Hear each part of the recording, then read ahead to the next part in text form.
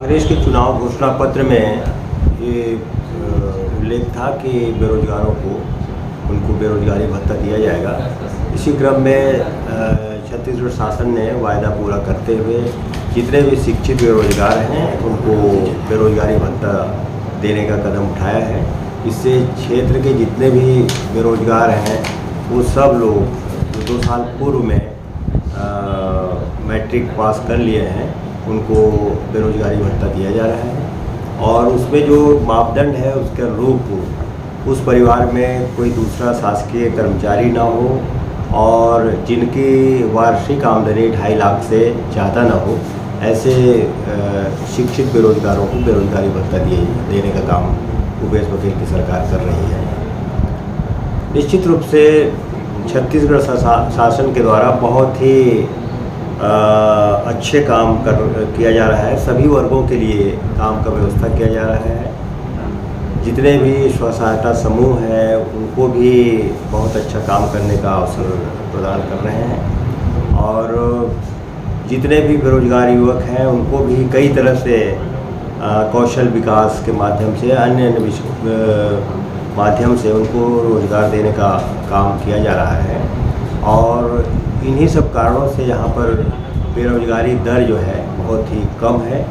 और चूँकि चुनाव में घोषणा था कि बेरोजगारों को बेरोजगारी भत्ता दिया जाएगा, तो जितने भी बाकी पात्र बेरोजगार मिल रहे हैं उनको बेरोजगारी भत्ता दिया जा रहा है। जो वेतन जी हाँ, जितने भी मैदानी कर्मचारी हैं, आंगनबाड़ी कार्यकर्ता हैं, उनको पहले बहुत लंबे समय से वो लोग संघर्षरत थे अपने मानदेय बढ़ाने के लिए। छत्तीसगढ़ शासन ने वित्तीय बजट में उन सभी लोगों का मानदेय बढ़ा दिया है। आंगनबाड़ी कार्यकर्ताओं का मानदेय 10,000 कर दिया गया है, सहायिकाओं का 5,000 कर दिया गया है, मिनी आंगनबाड़ी कार्यकर्ताओं को 7,500 मानदेय दिया जा रहा है। इसी के साथ ही साथ जितने भी मितानिन हैं उनको जो उनका पैकेज निर्धारित है उसके अतिरिक्त उनको 2,200 रुपये प्रति माह मानदेय देने का काम किया जा रहा है। गांव के पटेल हैं, चौकीदार हैं और बैगा हैं, सभी लोगों को कहीं न कहीं से मदद देने का काम जो है भूपेश बघेल की सरकार कर रही है।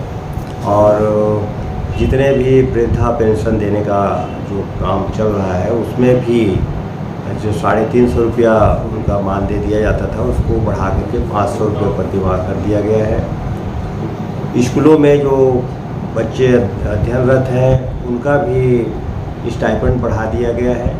हर तरह से लोगों को मदद देने का काम किया जा रहा है और निश्चित रूप से इससे सभी वर्ग खुश हैं, संतुष्ट हैं। और आने वाले समय में जिस तरह से भेंट मुलाकात में हमारे यशस्वी मुख्यमंत्री भूपेश बघेल जी हमारे विधानसभा क्षेत्र लुंड्रा में आए थे, वहाँ पर जितने भी बहुप्रतीक्षित मांग था, कॉलेज का, एसडीएम कोर्ट का, बड़े बड़े सड़कों का, बड़े बड़े पुलों का, उस सभी मांगों को उन्होंने सहर्ष स्वीकृत किए। और आज जो है लुंड्रा विधानसभा का स्वरूप ही बदला हुआ नज़र आ रहा है। आप सब लोग कभी जाएंगे तो आप सब लोगों को भी देखने को मिलेगा।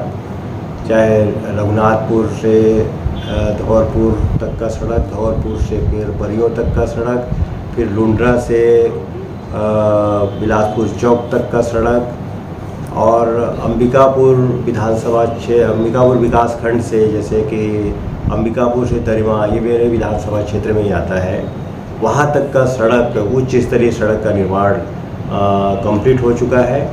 और इन सबों के बाद एक बड़ी उपलब्धि मेरे विधानसभा क्षेत्र का है कि दरिमा एयरपोर्ट जो है वो शुरुआत करने की स्थिति में आ गई है और उसका परीक्षण किया जा चुका है और आने वाले समय में लाइसेंस देने की प्रक्रिया होने के बाद वायु विमानन सेवा जो है प्रारंभ कर दिया जाएगा। जितने भी प्रमुख और बड़े जो समस्याएं था क्षेत्र का, उसका जो है मेरे इस कार्यकाल में उन सभी कामों का स्वीकृति मिल गया है और काम जो है युद्ध स्तर पे चल रहा है, पूर्णता की ओर है।